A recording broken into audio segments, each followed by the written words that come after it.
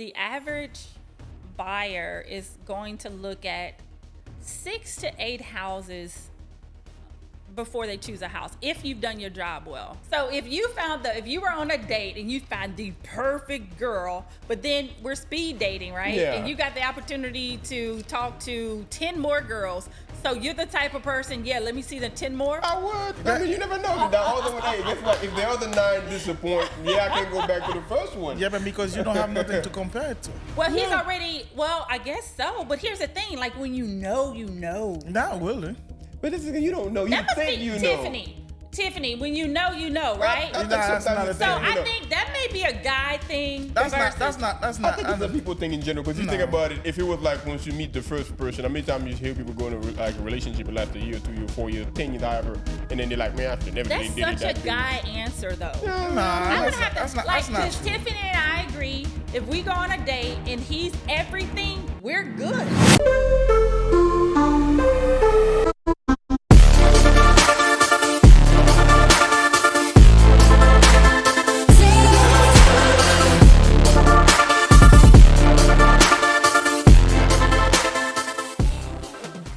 Ladies and gentlemen, welcome to the Haitian Kings Podcast once again. And the beauty of what we do out here is we got people from all different kind of walk of life stopping by and have a conversation. Today, we have another master within her own craft, Val Cormier. Thank you guys for having me. Thank you for coming to the show. So how you doing, Val? I'm great. And just so you know, my legal name is Val Cormier, but I go by Val Richard. Okay. Today you stopped by so we can have a conversation about you being a realtor. And let's start from the very beginning, like Ooh, you want to take it way back? Yeah, way back. Because Okay. like to make it make sense for everybody listening. Okay. Way back how you started, how long you've been doing it, and so on and so forth. So I used to be a manager at Circuit City. Y'all remember Circuit City back in the day? No, we're not No? from here. But like Circuit, well, it was like a Best Buy. Like they were competitors, all right? So just Really? kind of give you an idea. And my customer service manager one day, he was like, Val, I think I'm going to go to real estate school. I was like 17. I'm like, so what do you mean? Like, what does that even look like? He was like, I don't know, but I know I can make a lot of money and I don't have to check in from 9 to 5. So you tell that to a 17-year-old, you're like, sign me up. Sign me Where do I up. go, right? So I took classes in Lafayette. And at the time, I wanted to transition into real estate. I ended up getting a promotion and going work for Sprint. And then I moved to Houston, and I worked for a paper there. And my portfolio of business, I sold ads in the paper. And my clients were asset management companies. If you guys familiar with what that is? Yeah. And holding companies, right? Yeah, familiar So a with lot that. of what they did was real estate. And at some point I was like, man, I really want to get back into doing real estate. For me personally, I actually got in a car accident and was like, I literally could not walk. I could not stand for more than 30 minutes. And at that time when I was selling ads in the paper, like I was on my feet a lot. So I was like, oh my God, like what am I gonna do with myself? How am I gonna pay my bills? And long story short, I went back to getting my license and jumped back into real estate and been doing it ever since. And I love it. So how long you been doing it, like in total? When I went back and got my license, now it's a little over 10 years. But like off and on, because I worked for the paper and with other realtors and asset management companies for like 5 years. So I've been in the business for 15 years, licensed for a little over 10. So my question is, so let's say like in a real estate, like people trying to get by you when you trying to buy a house. What is the biggest mistakes you feel like people made as a beginner buying their first house? Oh, the biggest mistake they make? I would just say not getting a savvy realtor and professional to partner up with. And I don't know if y'all keep up with real estate and what's happened as of August 17th. So usually you are able to just pick any agent, and I call and Tiffany answers the phone and I see a house that I want and I end up buying that house. And I never really vet Tiffany, right?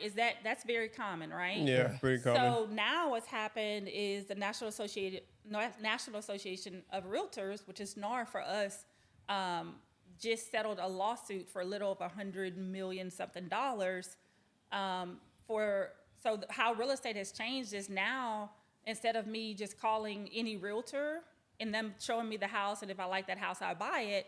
Now Tiffany has to sit down and do a consultation with me, and then I have to sign an agreement with Tiffany of how she's going to get paid. And then in the event that the seller decides they don't want to pay Tiffany fees, I as a buyer need to pay for those fees. Oh, okay. But here's a beauty in that, though, is now, think about it. Because Hugh, for example, when we purchased your home, the fees were paid by the seller. Remember that? Like, Yep. you didn't have to come out of pocket outside of your down payment and such. Yeah. So now it's almost a requirement that you want to partner with the best agent who can get you the best pricing, the best terms, and make the transaction as smooth as possible. So, Hector, to answer your question, I think before then, that was the biggest mistake, is just, oh, my cousin just got her license.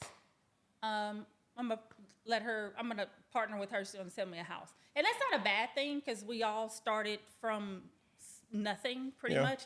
But then the other question is, hey, Tiffany, I know, love, and trust you.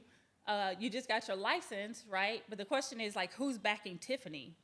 Like, who's gonna help her throughout the transaction and kind of coach Tiffany, right? So I think that's gonna change the way we do real estate, but it's gonna be for the better.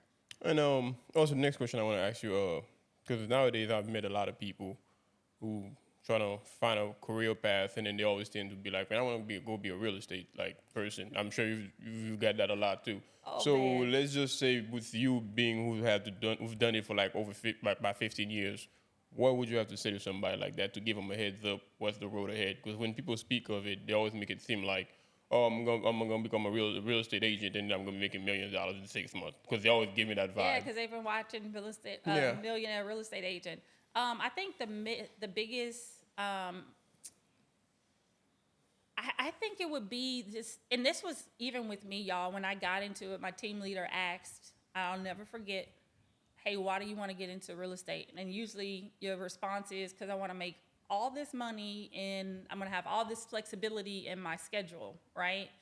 Little do people know that once you get into the business, you don't have people calling you for business. You have to go out there and get the business, right? And if you know a lot of people, then there's a really good chance, if you do really well, staying top of mind, like, you're probably going to get a lot of business. But I always tell people this: it's the most rewarding career you could ever have. However, especially in the beginning, it's going to be the toughest. And then there's going to be times where, oh, I've been doing this for maybe 6 months to a year. The money isn't what I expected. So naturally, people drop out. 80% of people who get their real estate license within the first, I think it's a year or maybe 2 years, they're going to get out of the business. So is that slow in the beginning? It's not even that. It's so we have a 30, 60, 90 pay period, right? So that means if I talk to you today, I may not see a paycheck for 30, 60, 90 days. Like, who can live off of that? You have to have enough business that you can compensate for your bills being paid, because again, it's 30, 60, 90 days out from each time you talk to a client. So that was, whenever I started, same thing. I was like, man, I want to make all this money. I'm going to have all this flexibility. At the same time, if you make a lot of money, you're not so flexible with your schedule, because you're in business, you're in production, you got a lot going on. And then let's be honest, if you have a lot of flexibility, it means chances are you're not in production. You're not really doing a whole lot. So I don't know if that answers the question. You for sure did. But after, like, so I understand the beginning is gonna be the hardest one. So flexibility is not gonna be there, but eventually, like, the more years and the more clients you got, the flexibility is gonna happen. Right. It's flexibility in boundaries. So I'll give you an example. If you ever listen to my voicemail, have you ever heard my voicemail, Hugh? No, I can't say that I have. But usually we text. Yeah. If you ever call me, it will say, hey, if you are calling after 6:30, this is my family time. And usually on Fridays, like every other Friday, it's kind of my personal time. Like, this right here is my personal time. So on my voicemail, it says, hey, if you're calling me after 6:30, you're not going to reach me. That is my family time. You have to set the boundaries, right? So over time, if you stay in it and you stay in production, so now you don't have a lot of time, but you learn to create time and set boundaries. That's interesting. And like the other question I wanted to ask also, you're a realtor, like a real estate agent. Of course, everybody has this grand general idea of what you do. You help people find a house and sell it or whatever. But like in details, like what it is that you guys really do everything. I simply dumb it down for people, and they say, well, what do you do? I follow a calendar. I follow a schedule, like you do on your job, right? Yeah. Like, you get there at what time, Hugh? Like 5 in the morning. 5 in the morning, then you typically leave at what time? 5 in the afternoon. 5 in the afternoon. So from 5 a.m. to 5 p.m., you pretty much have an idea of what your day is going to look like, right? Yep. Same thing with real estate agents. So I'll walk you through. So like my schedule, I leave my house every morning at 8 a.m. By 8:21, I am in the office. At 8:30, I am script practicing. I'm role playing till 9 o'clock, and then from 9 to 11 for me, I am prospecting for new business. Oh, let me stop you right there. Sorry. What is the role playing? Scripting.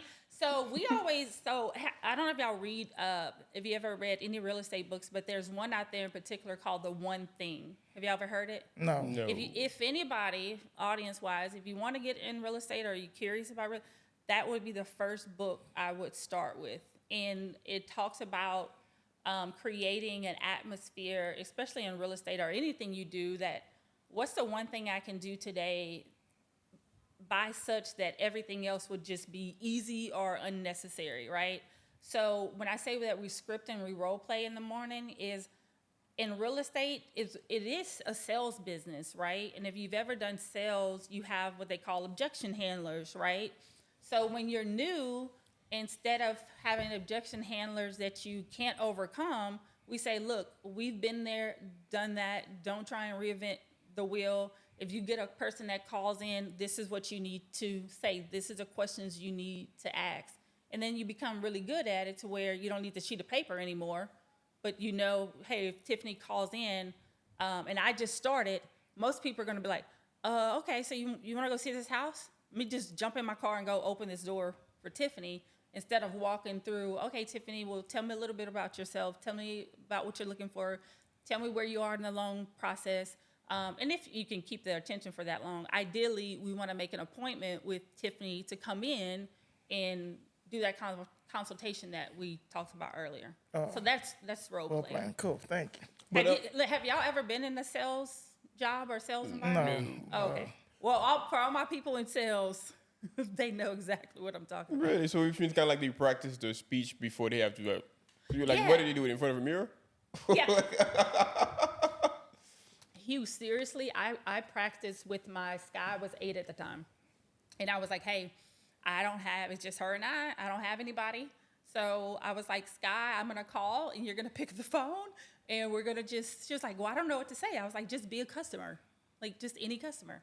So in real estate, because think about it, this profession, this person is now in a position to help you purchase a $500,000 house, $1 million house. Like think about it. Do you want somebody that every time you ask them a question, they're like, let me find out for you or something? Yeah, there's a good chance you're going to say at some point, like, I don't know. I don't think Tiffany knows what she's doing, right? I got you. So that kind of helps with the script and role The role playing. Okay, and also, to just piggyback on role playing, and I'm sure within your line of work you get to deal with all type of different people from all different type of walk of life. Some of them are knowledgeable about the house buying process. Some of them don't even know the first thing. Do you approach them like different people differently? Because as you role playing, that means you imagining the person on the other end gonna ask you this, and that question. But whenever you pick up the phone, or perhaps when you meet them in person, you're gonna realize, okay, that person is like different, or have like a different personality, or maybe different knowledge on the matter. Like, do you approach this type of people differently in a sense?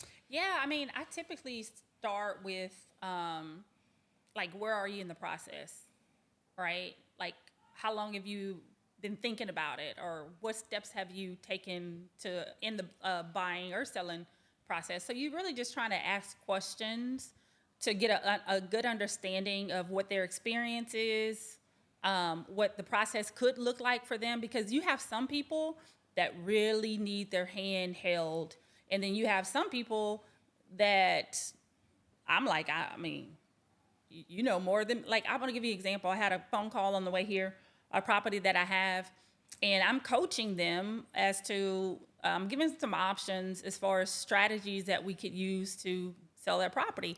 I literally got off the phone call and I'm like, I don't, like, he's not coachable, right? And it's like, you've hired me to kind of to guide you and kind of coach you through this thing that they call real estate. So honestly, Hugh, I do my best to just try and dig deep as to like what your goals are, right?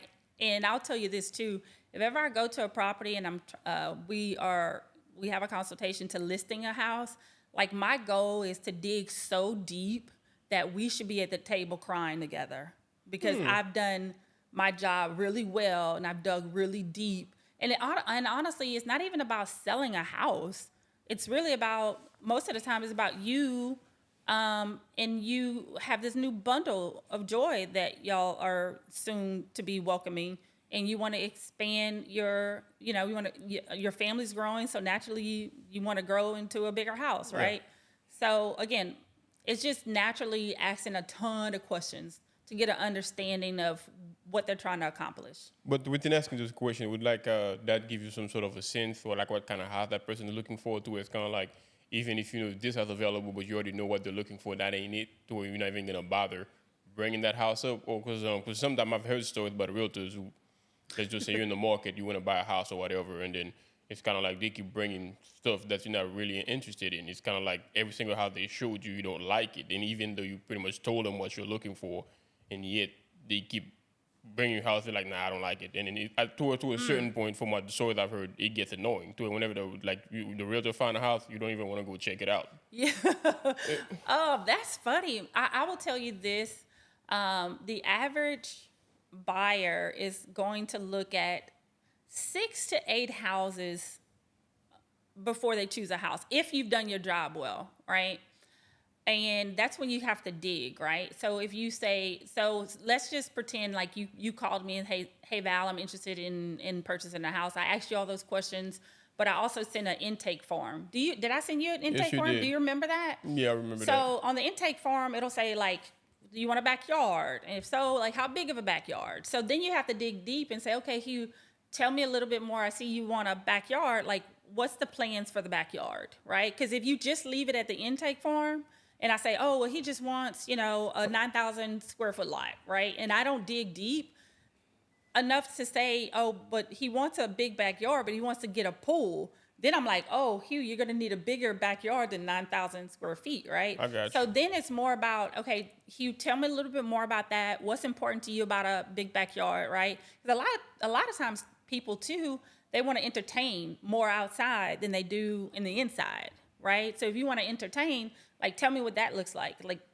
do you want a patio? Because the house that you love has a patio, but maybe we need to extend. And what does that look like?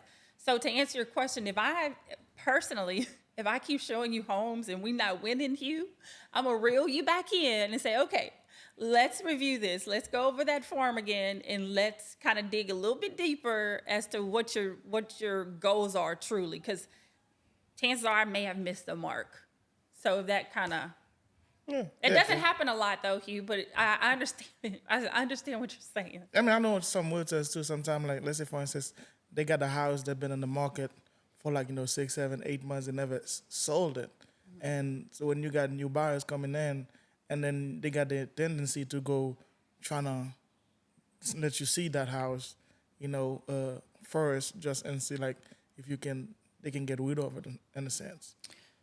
Yeah, so I want to make sure I understand your question. You're saying if a house has been on the market... I'm just saying, like, sometimes realtors, like, let's say you got many properties, but you got one that's been in the market for the longest and nobody want to buy it. Nobody haven't bought it yet. Mm-hmm. So if you got a new person coming in, a new buyer, so they got the tendency to go show you that house first, and against, like, trying to get it rid of them. Ooh, if that's the case, Hector, I could understand that.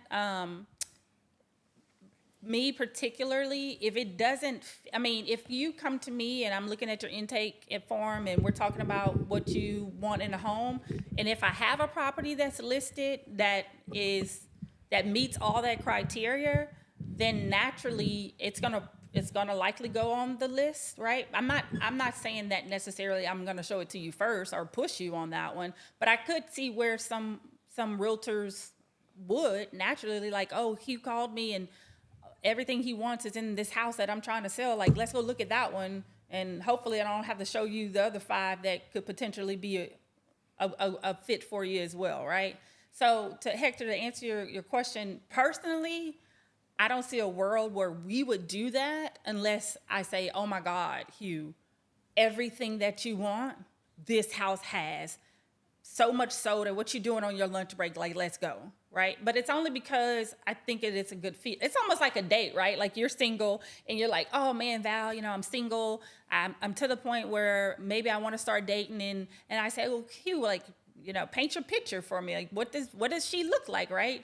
And then everything that you're telling me, I'm like, that fits my friend Belle. That's everything. Like, I have to hook y'all up, right? And I may have 10 other friends, but that one, just based off of what you're telling me, oh, that might be a good fit, right? Like let's start there. So hopefully, Hector, that's the case with everybody, but it could be not. So Okay. But I also got another question, because I remember doing our process when we finally picked out the house, but there was like an issue on their end, and then. But I was really interested in that house, and you were like, and I remember you called the realtor, and you pretty much said it all out, and and I remember I don't know what the conversation. you may remember this better than me. Yeah, so, I don't know what ahead. the conversation was between you and her, but I remember after you hung up and you called me back, and then you were like a bit annoyed. You was like, man, I gotta teach that girl how to sell a house, in a sense. So what makes a realtor a good realtor, and what makes a realtor perhaps like a bad realtor? So what makes anybody bad at their profession is somebody who doesn't take their profession seriously, someone who isn't going to the meetings, the classes, they're not going to seminars, they're not reading the books, they're not going to the training. To me, that makes a bad anything, right? Like, even in your profession, right? And then there's times where I even meet people and they're like, oh my God, I hate realtors. And I'm like, okay, tell me a little bit more about that. And it's usually because they had a really bad experience, right? And I tell them, like, I don't care what profession you go to, you typically are going to find a bad apple, right? They can usually agree to that. So what makes a bad anything to me is somebody who they're not honing their craft. They got into the business for the wrong reasons, kind of like we talked about. Oh, I want to make all this money and I'm gonna have all this free time, right? Which is fair to say. But if your heart isn't in it and you're not doing it for the people, I think at some point, one, you get burned out, and then time will tell. And to the back end of that, Hugh, is what makes a great realtor: somebody who takes their business seriously, who is going to the classes, going to the training, is honing their skill. And the reason why I say this is if you're in real estate and you follow individuals, our CEO is Gary Keller. And one of the things that he embedded in us was tenacity will outperform talent any day. That's true. Meaning, Hugh, you got all the talent in the world, but you're not showing up to practice. You're not coachable. You're partying to the late hours, knowing that you need to be up at 5 a.m. Well, if you need to be to work at 5 a.m., you're probably up at 4, right? That means you're not even taking this seriously, right? So to me, I think that's what makes a great realtor. And I'll tell you, whenever I moved back to Lake Charles, I'll never forget. I had called a lady one day who had a property and wasn't selling, and I'm wanting to pick up the listing, and she was literally in tears before I could even get her there. And one of the things, she had paid all cash for a property, but she never knew it was in a flood zone, right? Oh. And I'm like, your agent never told you it was in? She was like, no, she told me it wasn't in a flood zone. And I told her, I said, well, listen, just because you're all cash, you're not required to do the same due diligence, Hugh, as you did. Meaning, if you have a loan, right, the lender will do their own due diligence, which means, hey, Hugh, you can purchase it, it's in the flood zone, but you need to know the flood zone cost is going to be this. Like, you're going to be very much aware It's kind of that like it they do the is. homework for you. Right. They're doing some of your due diligence for you. Where this lady, she was all cash, meaning she didn't have to do those due diligence because she's all cash. She's not required to have flood. Well, the problem with that is that when she turns around and tries to sell it, the elevation in, if you know Louisiana, that they had changed, because FEMA changes their maps every like 5 to 7 years, and they changed it so much so that flood insurance has skyrocketed. So now she turns around, she needs to sell it, and she's getting a lot of interest, because this was on like a little over 5 acres in LeBleu, and she's getting a lot of interest. But when they find out what the flood cost is, they're like, whoa. And she's like, man, had I known that, I wouldn't have bought it. So to her, like, I got a bad realtor, right? So again, to answer your question, I think it's somebody who's not taking their craft seriously, not doing the training, and not really honing their skill. But wouldn't y'all say that that's with every career though? Yeah, pretty much. Yeah, that But goes both ways. But don't you think like maybe like the realtor probably knew, maybe she didn't mention it since She didn't it was... mention it just to get the film going and get the money and keep it I going. don't think so. And the reason why is that when you're in this business, like, you know who just started and you know who's kind of been around. This particular agent, she had just started. So Maybe she wasn't experienced. I don't think she was experienced enough to, and again, y'all, because she's all cash, she didn't have to do the same due diligence as if she would have taken out a loan. And I think some people, and this is with any profession, right? Some people have the tendency of answering your question just to answer your question.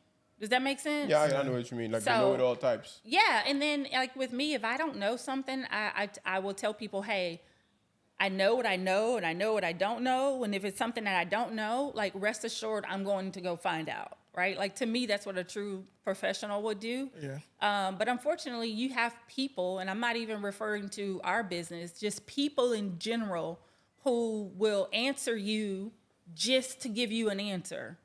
So so I'm thinking as a realtor, you gotta have like some type of way of psychology, how to talk to people in a Oh, sense. yes. Because to make the people feel like, oh, I can trust you.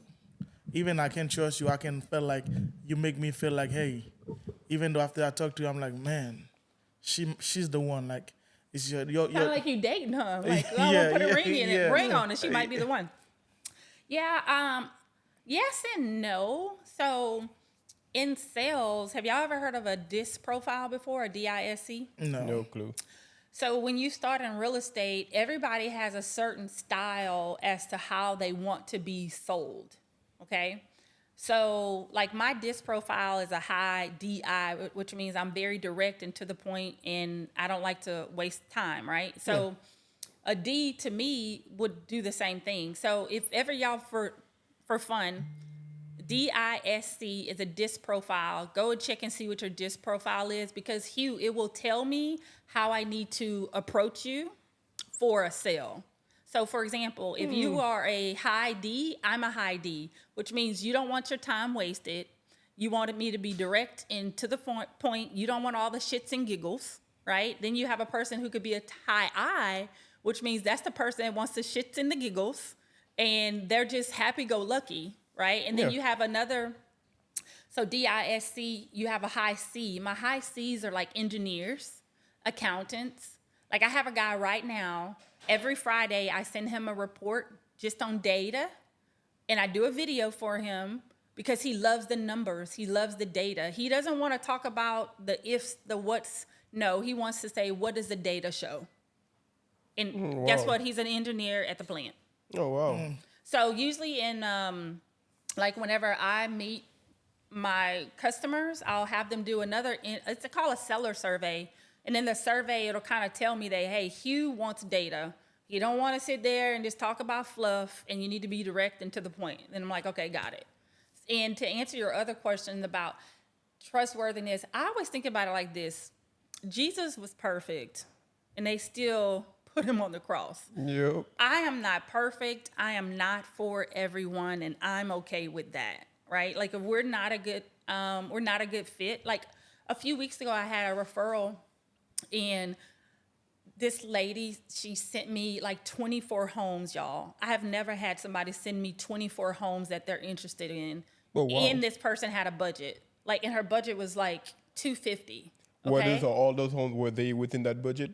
Or were they like $500,000 They were in house? the budget, but I was like, who finds 24 homes? So as Somebody a without a free professional, time? what do y'all think I did? As a professional, what do you think I did? All So 20? you looking at all the 24s? I'm trying to narrow them down, right? Yeah. Think about it. Would you be, if somebody told you, I want to go see 24 homes, I mean, that would take me like a week to show you 20. So as a professional, I go back to her intake form and I say, okay, for one, we can start with, you told me you don't want to be in a flood zone. Half of them are in the flood zone, So- all right? So now we're down to 12. Keep in mind, I told y'all earlier, 6 to 8 homes on average. If I'm showing you more than 8 homes, we're going back to the kitchen table. I feel like with my own experience, I want to say we went over that a bit. You think we went over that? Yeah, I want to say we checked out, if I had to give an estimate, of course I can't recall all of them, but I want to say we checked out at least 10. It could be. Yeah. I feel like it's more 8, but it could be 10. Yeah, and you probably remember better than I do. Yeah, I 'cause remember. And feel I like- remember, and interestingly enough, the very first house that I saw, because I remember after I saw the first house, I loved it. But I remember at that time, I was like, I can't go ahead and purchase the very first house. Let me see what else is out there. That's what you said to yourself? Yeah, and then I went back and checked like 3, 4 more, and I'm like, I don't want them. Let me get back to the first one. And the first one was sold. Yeah, because the market was moving that fast at Yeah, that the time. first one was sold. And I was like, dang. That's crazy because I should have had this conversation with you. And it's funny because I often can compare real estate to dating, right? And I tell people, like, if you find a girl and you're like, holy crap, this girl, I mean, would you go on 3 other dates or would you say, nah, I'm good on them dates? I'm trying But I felt like that's why I messed up. I messed up at because I remember I looked at the house. I was like, I loved everything about the house, the way it was, the whole 9 years. But then again, I'm like, I don't know what else is out there. Like there might be something that's Okay, 10 so you're times one of more. those dudes, right? Okay, Yeah. so let's go back. Let's rear a little bit. So if you were on a date and you found the perfect girl, but then we're speed dating, right? Yeah. And you got the opportunity to talk to 10 more girls. So you're the type of person, yeah, let me see the 10 more. I would. I mean, you never know. The other one, hey, guess what? If the other 9 disappoint, yeah, I can go back to the first one. Yeah, but because you don't have nothing to compare it to. Well, he's already, I guess so. But here's the thing, like when you know, you know. Not really. But this is you don't know. You That must think be you know. Tiffany, when you know, right? I think That's sometimes not you a So think, thing. you know, I think that may be a guy thing. That's versus- not. I think it's a people thing in general because you think No. about it. If it was like once you meet the first person, how many times you hear people go into like a relationship it lasts a year, 2 years, 4 years, 10 years, however, and then they're like, man, I should have never That's did it. such a that guy answer, though. Nah, I would have to, that's not like, true. because Tiffany and I agree, if we go on a date and he's everything, we're good. Nah. No more dating. So you tell me there's okay. We're gonna leave the real estate thing for a second. So Oh, you tell me God. right now that you never see a woman that's been in a relationship since high school, and then she never had nobody else but that man.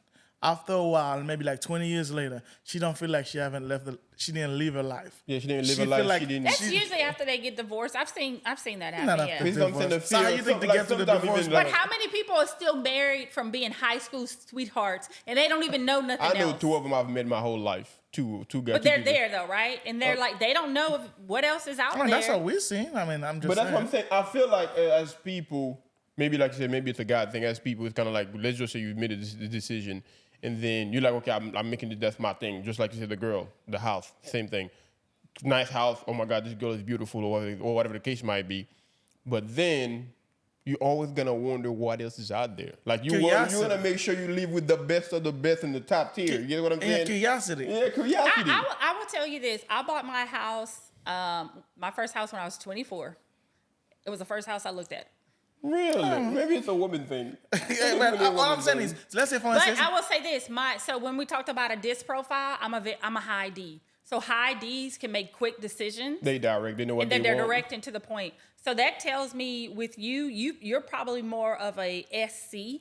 You have to take this profile for you to tell me that I had to see what else is out there. Yeah. That means that's your high S coming in. And Hector, I hadn't really gauged yours just yet, but keep in mind my disc profile is D, so I can make a decision quick and be okay with the decision I made. I mean, I can't. I feel like I can too. Usually, I like, if I can. make a decision, the way I always do, think about it, like with anything I do in my life. Once I make a decision, the way I do it is, can I deal with the worst that can come out of that decision? And then the moment I know I'm cool with the worst of that decision, I walk through it. Even when the worst come, I'm prepared because I knew there was a possibility the worst might come. But that's the thing. So to me, like I can agree. And so they had a chance to have. You got 10 houses to look at. So the first one you looked at, you like is it, perfect. you go for it. So But I you will tell say me this, right now out that of the- 9 is not in your mind. Well, I would say this. If you gave me 10 homes and you say, Val, we can start here, and that's my favorite one, like that house has everything, would you still go look at it and be like, oh, it's everything I thought it would be in more? But let's go look at the other 5. Why not? Yeah, why not? No, I'm not saying not to. I'm not saying not to, but my question is, could you have made the decision to make? But that still is kind of like To pull the- curiosity. It's like that curiosity. It's that same because like I got this thing I say to me the way I live my life is I can give 150% and still feel like man I should have or could have gave 200%. Like I Yeah. don't celebrate nothing. I'm like I could have done this or done that.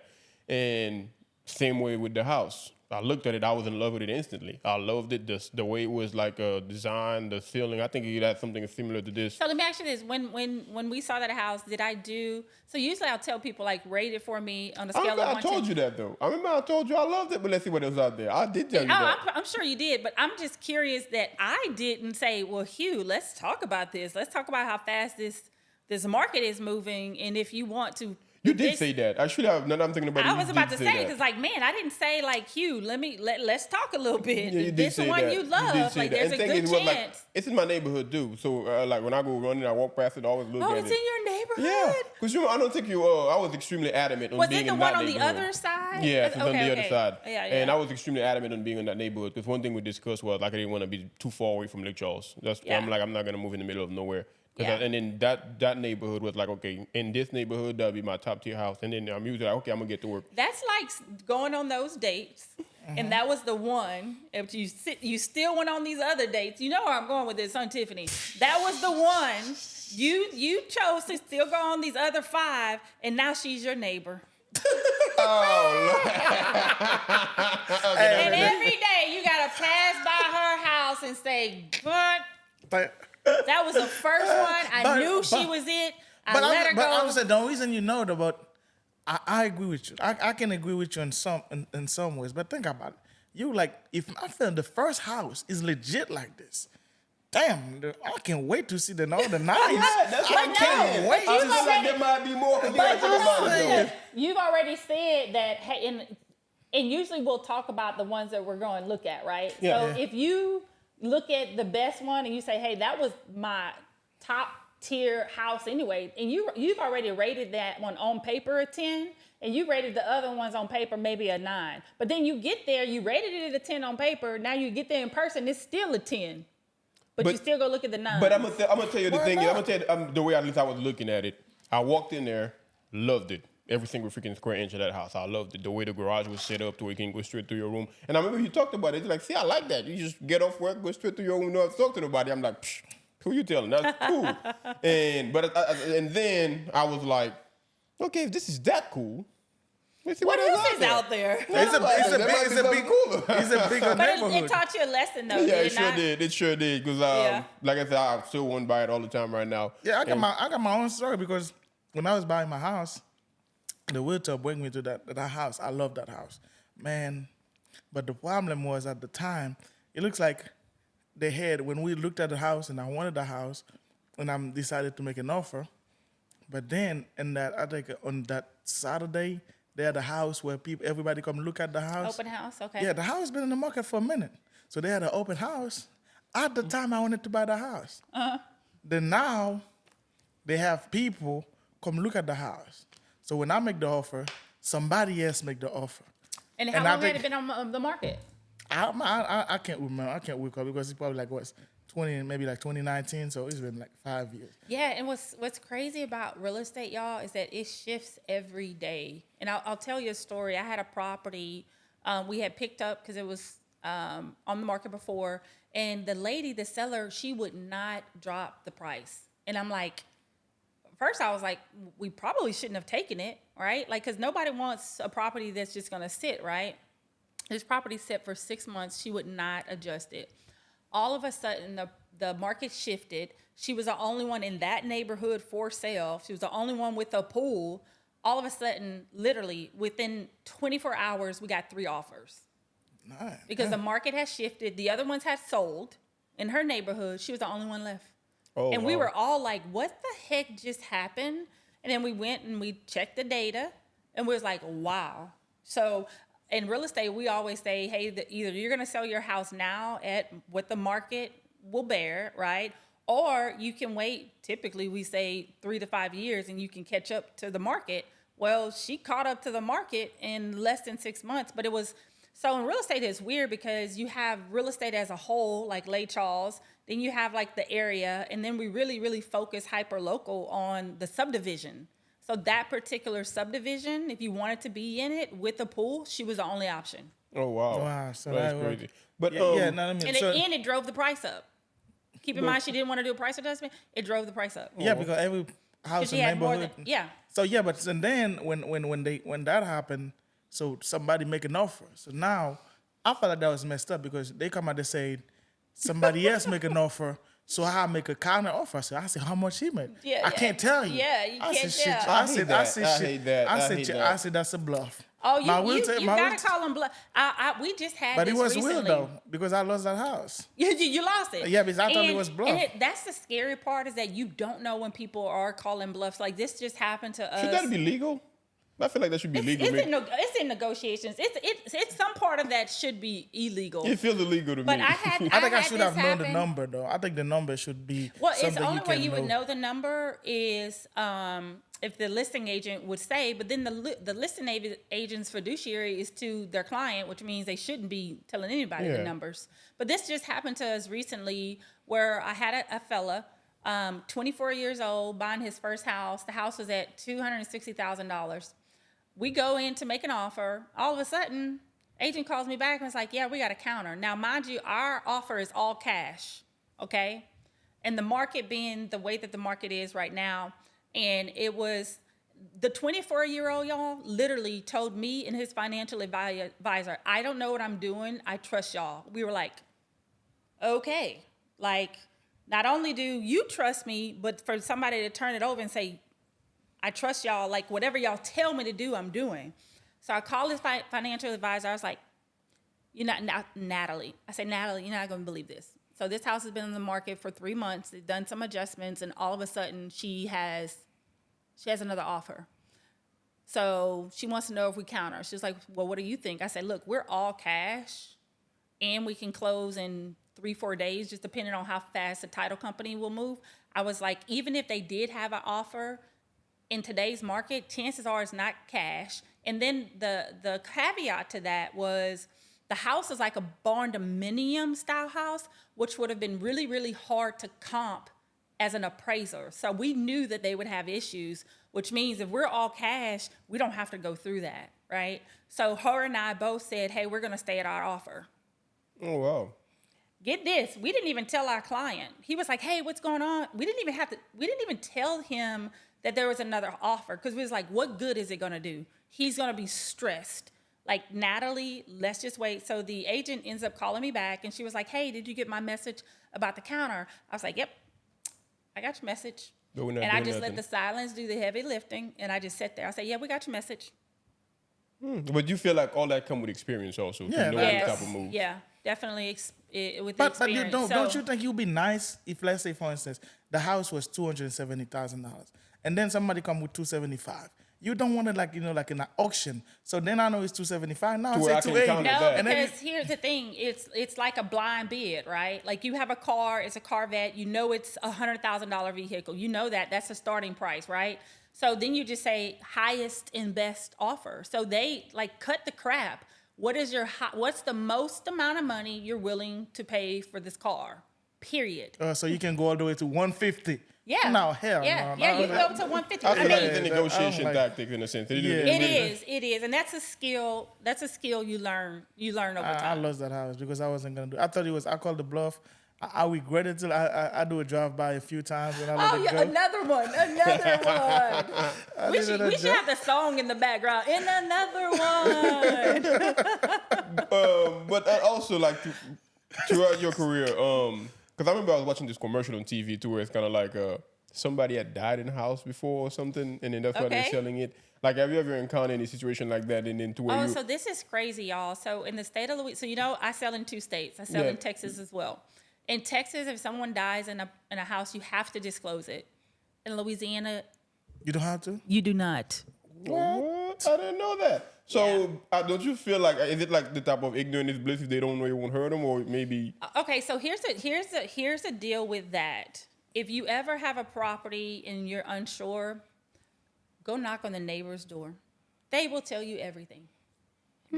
Especially if they've been there a while, they'll tell you who had it, why they had it, who got a divorce, who got in a fight, who made it, who. Jesus Christ. Who? I wouldn't know. You where knock there on my was door, a I wouldn't know. fire, like. I mean, I you would, could, I if mean, you honestly, come- I wouldn't know. I don't I like wouldn't all know. my neighbors. I got 2 neighbors on each side. The longest conversation I've ever had with them is Yeah, I would know. that's our longest conversation. Yeah, I've so ever you know, had. in Louisiana, like y'all, Louisiana is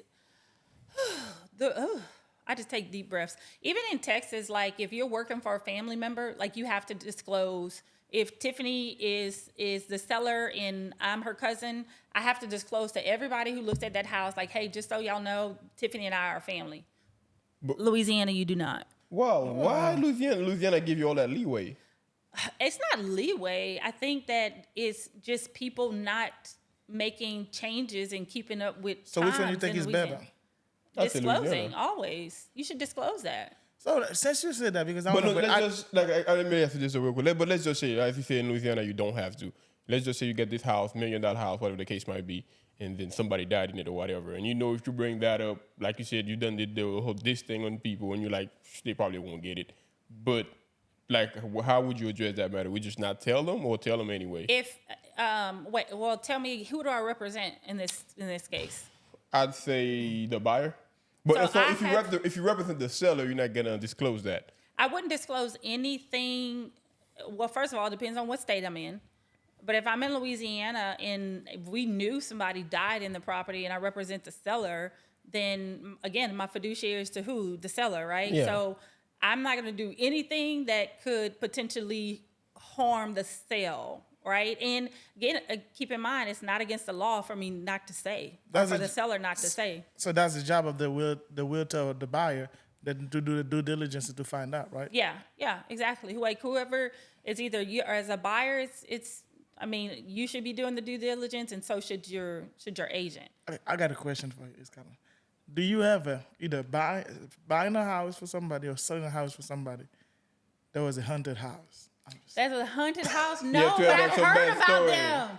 I've heard about them though. I mean, they have some y'all where they advertise it as a haunted house because you have some people That that want- love that. Bullshit. I'll go bullshit. on that. This has happened before in Houston, seriously, where there was a haunted house. And think about it. If you think about the PR on it, it was like, hey, we already know that the person who's going to buy this house like haunted houses, right? So why don't we just run with it? So I mean, I don't So get to the, tell me that it's to make a business? Would want to be hunted. I mean, if I bought one, it would be like business related. So that's mean I'll charge Yeah, you people can like turn it into a $100. haunted house, like haunted house tours. Yeah, some you know? stuff like that. That's what I would bet now. But it's that not I would not uncommon, live in though. that. I Yeah. would not live on I've that. seen enough movies to know. You say people live on that, live just. I don't know if they live it. I know that people purchase them.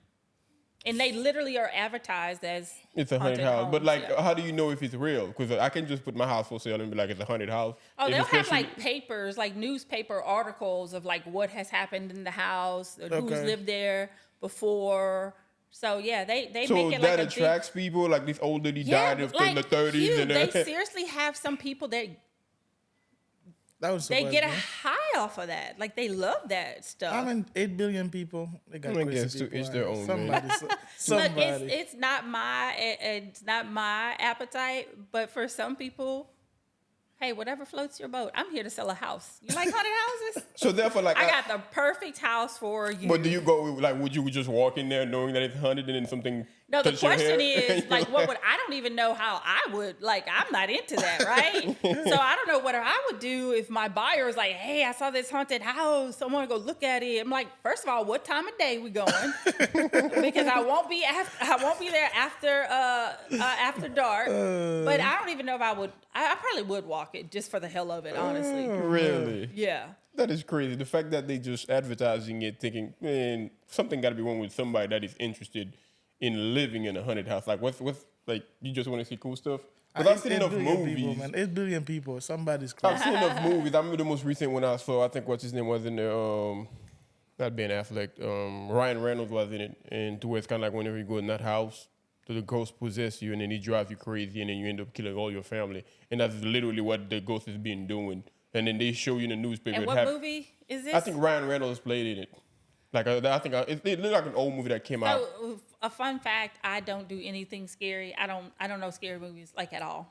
You don't like But I will sell a scary house. Hey, money's money. But Val, this has been an interesting conversation, though. No, so I got a question for you. So for somebody that's first time buying a house and you don't know anything, what you think somebody should be looking for? Like, what you think you should be?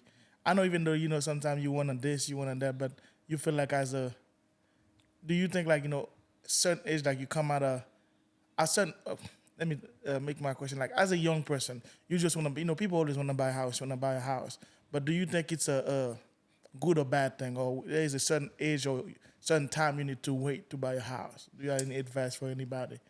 It's funny you say that because it's going to sound crazy coming from a realtor. And it just depends on the individual. But I always, knowing what I know now and what I would tell myself is personally, I don't know if I would have bought a home. I would have bought an investment property, knowing what I know now. So like even with my daughter that's 18, and I was like, hey, whenever you get to a point where you want to buy, like we're going to buy you a duplex and you're going to rent out the other 3. Like do house hacking? Well, that's not really house hacking. They have like arbitrage, kind of like Airbnb arbitrage, where you take a rental and you rent it out to your LLC and you turn around and do Airbnb. That's more than arbitrage. But I would have told my young self that purchased a home at 24, because what you learn now after being in real estate is that anything else that doesn't bring in income is a liability, right? Yes. So that's knowing what you know now. So to answer your question, and again, this is not for everybody doesn't have that mindset, right? To not purchase a personal home. And you probably feel this way too, right? Like you've purchased your personal home and you're like, man, I probably should have did like more of an investment, right? Absolutely. But you know what you know now. Later. So to answer your question, like if I had a young person, but that goes through a lot. Like you have to go in knowing that's what you want. As an agent, it's really difficult to coach somebody and they have no idea what you're talking about. Yeah. Does that make sense? It makes sense. Because they usually would have to have some kind of experience, or their mom or dad or somebody kind of talk them into it to where they can be like, I know what I'm looking for. Because sometimes I can understand in the sense, because if you buy a house, some people like, do you willing to do a duplex and stay in one side and have they're gonna look duplex? at you crazy. Like if you come in there to purchase a house, because I think for the masses, the world has kind of brainwashed us in a way to think like, oh, the American dream is to purchase this house, Yes. Nice so you house, go in there nice with the car. mindset of, oh, I can afford a $300,000 house. I'm gonna be having these parties there. Then I'm gonna invite my friends about. And guess what? That's great, but you ain't making no money off of it. In fact, you're giving money, so it's a liability. But again, you don't learn, depending who you are, you don't learn that until later on, and then generationally. Depends on the background and where you came from. Like, did your parents sit you down and explain this to you? Like, this is how money works? Yeah. Chances are, for most of us, they did not. No. So we learn as we go. And they don't teach us that at school either. And they don't want to teach us. Exactly, You're competing with them. They should. I feel like there's a lot of lessons that should be in school, like credits, how to freaking change a tire. Because it blows my mind how many people don't even know how to change a tire. Like, something that's so simple and straightforward. But I feel like all these life things, because those are like life lessons you're gonna need. Taxes. Yeah, but think about it. It's like if you're the individual, like you literally have to go and seek that knowledge. Like nobody in school is saying, okay, Hugh, let me show you how credit works. Let me show you how finance works. Let me show you how, like they don't teach you that because they don't want you to know. Yeah, that's crazy. I think for the most part, they need workers. They don't need thinkers. They don't need more people like them. They need people to go to work for them. Yeah. Right? But you feel like maybe something parents can actually do and go to the education system and be like, y'all got to flip this whole thing around because freaking thing is A squared plus B squared. Yes, I know what that means. And you'll never use that. Yeah, I'll never use that crap. Look, this conversation could be we can go real deep, but think about it. Like the whole school system. I mean, you wake up for most people that go to school anywhere from 7 to 8 a.m., you get off at 5 at school. Yeah. That also sounds like a job to Yeah, you, right? it is a job, So they're in a sense. really just training you, Yeah. one, how to work for somebody else, how to get up from 8 to 5. Yes. And I'll take you back to whenever I was at Sprint. I'll never forget one of, it was actually my brother's, my brother was an evangelist. He would travel to preach at churches. And this one particular pastor came in and we had a conversation about money. And he was like, Val, you'll never get rich or be a millionaire working a 8 to 5 or a 9 to 5.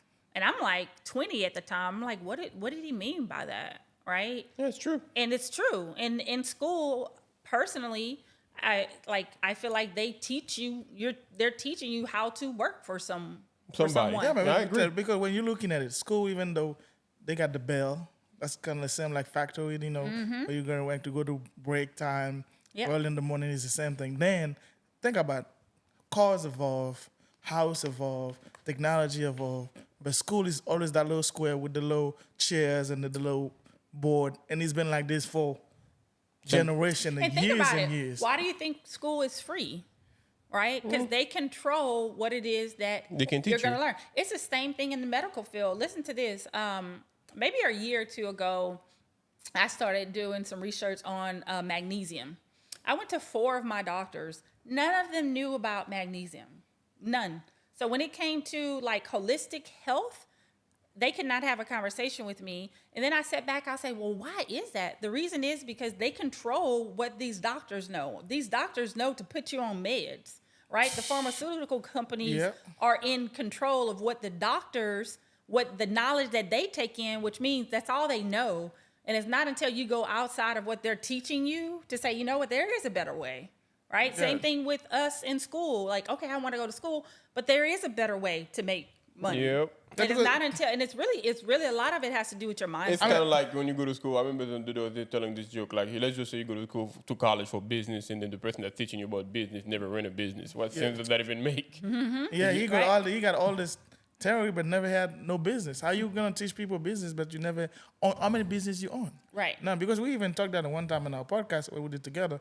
It's the same. You go to school. I'm learning from you. I mean, okay, so I'm in the successful business you got. Yeah, and the Right, thing right, that's right. You interesting is- usually want to learn from someone who's been there, done that, has success at that. Yeah. Or even, honestly, they can even teach you if they failed at it, right? If Yes, you open up yes. businesses and You you know just what have to watch out like, for, yeah. tell me, hey, look, this is what you don't want to do because this is what I did and it didn't work out for me, right? Yeah, but And interestingly enough, I remember about 2 months ago, I was telling another guy I work with, and I remember we were just sitting there relaxing. I was looking at something I remember I was learning in school called expansion loop.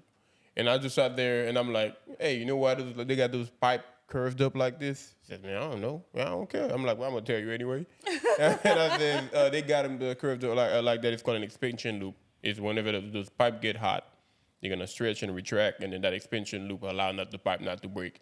And I'm like, I learned that shit in school. That's the first time I actually got to tell somebody about it. Not even using it, but I had to go to school for like freaking 3 years to Wow. know that. Wow. And yeah. then it's kind of like, cause then it doesn't matter how long you go to school. If when you new at the job, they train you from the very bottom all the way up anyway. So Right. therefore, you could have just hired me from the street Yep. but I mean, and I can teach me all that. But sometimes, But I had to go to school for it. but at some point, like I can understand school. Like for instance, like let's say like for the job we do, instead of saying like for instance, you come here, I have to tell you that's a microphone. You know, like this is a light. But the school already done that, so therefore, when I say microphone, you already know what I'm talking about. Right. So we can move on.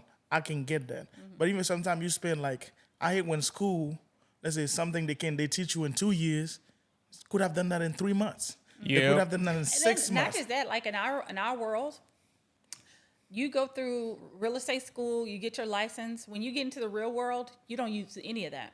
Exactly. That's what I'm saying. They just teach you how to not get sued. So so you tell me I'm going for process technology. Why I need psychology for? Why I need Because they you need make the speech. rules. That's what they That's want what I'm you saying. to know, right? Chemistry. Speech, I gotta go to a freaking lab doing chemistry. I guess in a sense of a plan, I guess the chemistry thing makes sense. But certain stuff we had to learn didn't quite make sense to us. I remember there's this guy, because me personally, I struggle with chemistry, but I know this guy who struggled with speech. And all you do is they give you freaking a subject, you write about it, and you stand in front of the class, and you speak on it. Like, I guess just speaking to the it's vibe. straightforward. That is simple. But that guy, for some reason, I guess he was extremely shy. Like, the moment he get in front of the class, he just froze. And it started for, thing is, when you're staying in front of the class, you cannot have a piece of paper where you're reading. So it's kind of like you got to do the whole research. And then standing there, it's kind of like you educating people on the subject or whatever. Yeah. And he couldn't do it. It started stuttering, sweating, and he had to take that class 3 times. But oh, wow. he did not need that, though. Yeah, Right, he didn't even need it. It had nothing to do with it ain't got nothing to do with the program, but yet it's part of the curriculum. It's part on there, and he had to follow it, and he struggled. Yeah, through it. And they keep adding classes and classes and classes. They have nothing to do with that, so they can make money, And then just like I always said, you take somebody for 5 years, you put them in school, and you put somebody that's straight up for even a year and that's actually working the job, they're gonna be way better than the person that go to school 5 years. And that goes back to so whenever I graduated from high school, all my friends, of course, everybody's going to college. My job worked at Circuit City, and I could not qualify for anything as far as financial help goes. Like, all my friends got financial assistance. I did not, because I was making decent money at Circuit City. Y'all, I was seriously making $28 an hour, right? And I'm 17. Nice. Okay, this was, I don't want to say my age, was a long time ago, okay? But I was so aggravated because I was like, oh my God, I have to come out of pocket. And at the time, each class I wanted to take was like $1,600 a class. I had to pay for out of my pocket at 17, right? So then I was like, hold on. I want to be in sales. I don't think I need to go to college to learn sales, right? So then, all my friends were graduating. They're in nursing, they're in teaching, they're in this and they're in that. But I have more life skills than them because I've been in the workforce full time since I was 17. So that kind of goes back to what you're saying.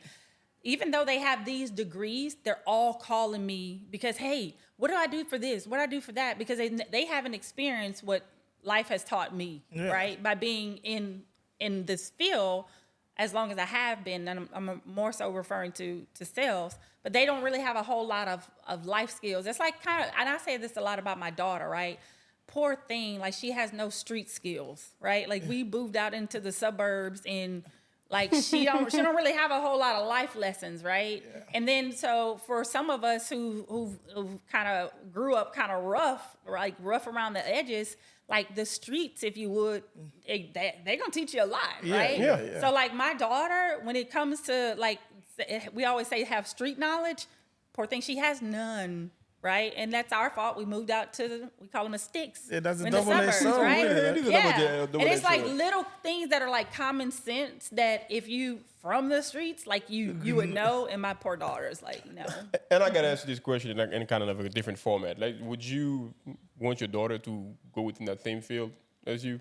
I would love for her to. Yeah. So let's just say if you had to give her advice, what to watch out for, what she needs to learn, what she needs to pay attention to, how would you put it? I would tell her invest early, invest as much as you can. Make sure you build a portfolio, so one day you can literally sit back and literally have your money work for you, right? I would love for her. I don't think she will. She's actually told me that a few times. I would love for her to. Have you ever tried to push it on her? Have you ever seen that real? No, she's very different from me. She's a Pisces too, so half the time she's in La La Land. Everything is unicorns and rainbows, and it's she's not even in the world that I'm in. Right? I don't even think about it. I'm pretty sure she got a great life, so therefore she's not even thinking about No, the she thing has you're talking about. Right now, Mom, I'm not even in this She right now. called me, so this is her freshman year in college. She called me today 7 times. I'm like, oh my God, something must be wrong. My child has called me 7 times. So she calls, I call her back, and I'm FaceTiming her because she kept FaceTiming me. So I'm, as a parent, what do you think? Oh, Yeah, Something's something's wrong, right? Yeah. I get on the phone. Mind you, I'm at work. Oh, I just want you to look at my curtains. Can y'all imagine, would y'all have ever called y'all parents at work 7 times no. to tell them, look at my new rods and my curtains in my new room? Like that couldn't wait for after hours, Sky. Or picture. Or a picture would have, that would Would've do sufficed, it, right? yeah. So that just to show you what I'm dealing with, the person I'm dealing with, just in land. I mean, And- now she's in college. I'm guessing like she's and getting. she's super smart. I mean, the girl academically, she's amazing. But But again, I think right now she's gonna get the world or life experience because now you're in college, you're basically an adult, and there's certain things she's gonna start figuring out on her own in a sense. yeah. I Well, mean, she's gonna keep calling mama so. too. I mean, she's gonna keep calling you from time to time because I'm surprised she hasn't called me. I mean, yeah, and she's the only person that with her and my husband.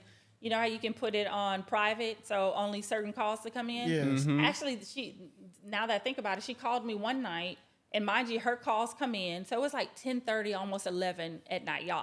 I'm in bed, and I see it's her. So naturally, what do you think as a parent? You're gonna pick up, of course. Something's wrong, At right? 10:30 at night, who knows? I don't remember what it was, but it was like, hey, did you get my email from earlier today? Like, guys, I mean, yeah. Anyway, that's just an example. Yeah, So yeah. to answer your question, Hugh, I don't see her doing that. But if she was, now this little one I have, because I have an 18-year-old and I have a 19-month-old at the house. You know that, Hugh? Yeah, I know. You just had a. Yeah, Tiffany. So, but this other one, oh, watch out for her. Watch out for her. She's gonna be the one. You can tell this early. I can tell this early. She has tenacity. She has drive. She doesn't want you doing anything for her if she can do it herself. Yeah, my son is like she's that. typically not gonna. She doesn't want help. Oh, yeah. Like, I got one of those.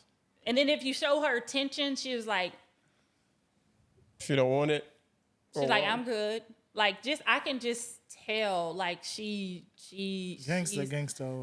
I tell people this: if she wants to be the president, I see it in my child right now. She could be president. Now, you asked me that about Sky? No, president of what exactly? Like, But what's your favorite restaurant in town? my favorite.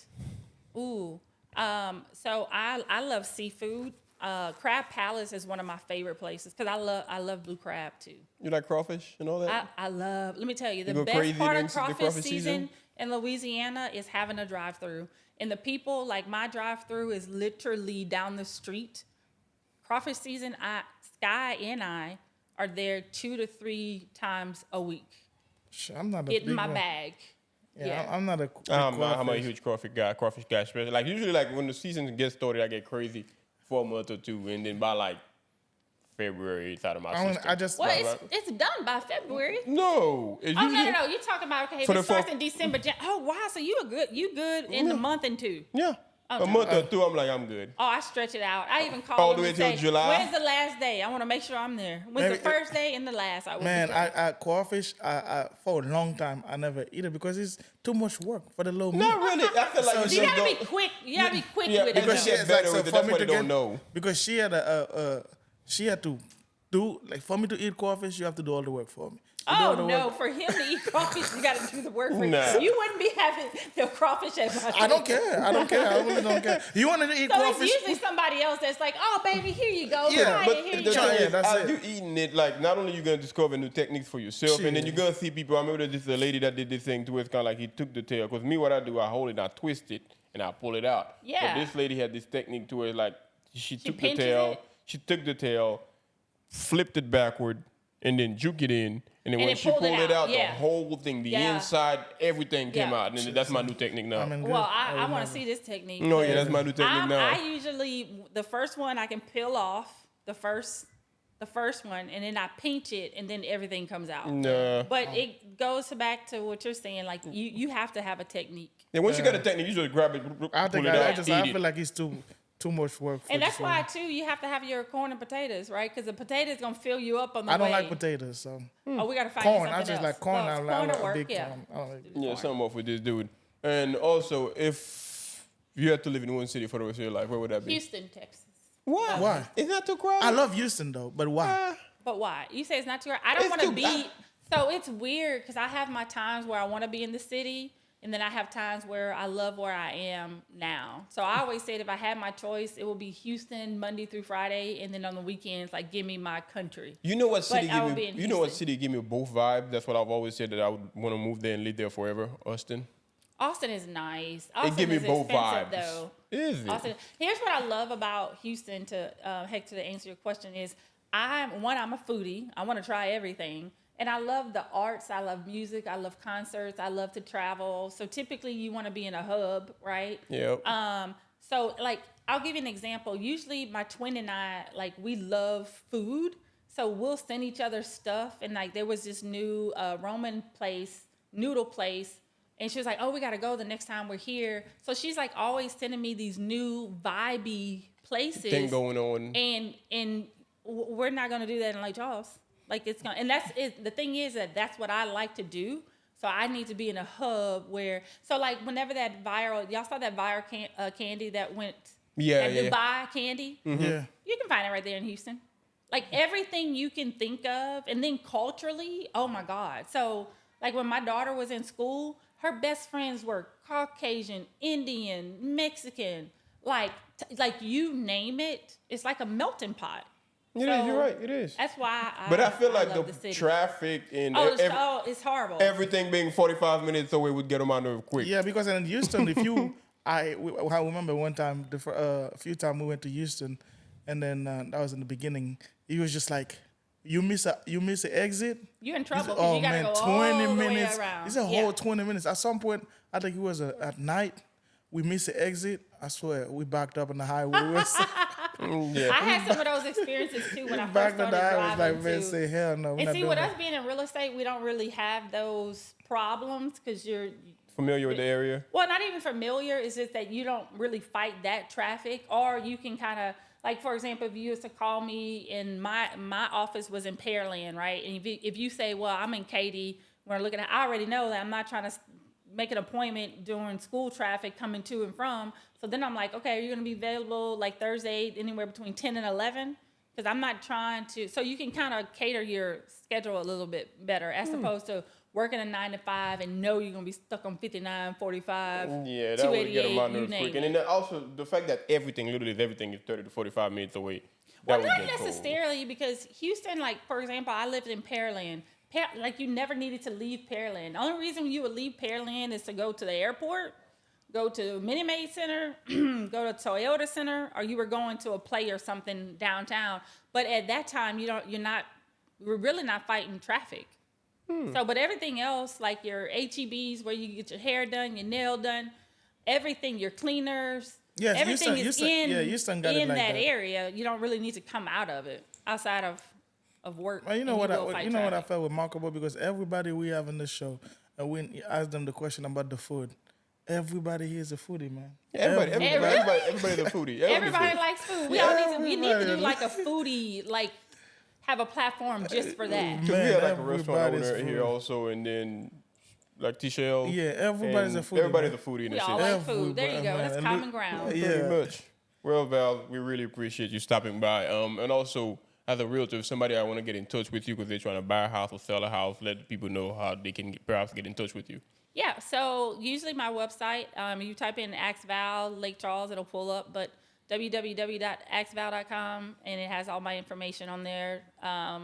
Email is askval@kw.com, and phone number is 337-274-1856. You don't have no For local. Facebook or nothing like that? Yeah, if you Google in AskVal, and then Realtor or Lake Charles, it'll pull up all my pages. Okay, All right. Man, Well, thank you so much for coming to the show. It was Thank very y'all for interesting. having me. I'm Yeah. excited for y'all. Oh, yeah. Next time we're going to be interviewing Hugh and Hector, y'all, so stay tuned. Oh, yeah. Looking forward to it, too. And ladies and gents, that was another show, an amazing conversation with Miss Val Cormier. And don't forget, like, share, and subscribe, and comment. And that was another one. Thank That's you. another one. All right, when are we interviewing y'all next time? Hey, I don't know. When? You want to be the host? Yes, I will be the host. Well, Be the host. if you want to be the host, we got it scheduled. If you're serious about it, like, we can make it happen.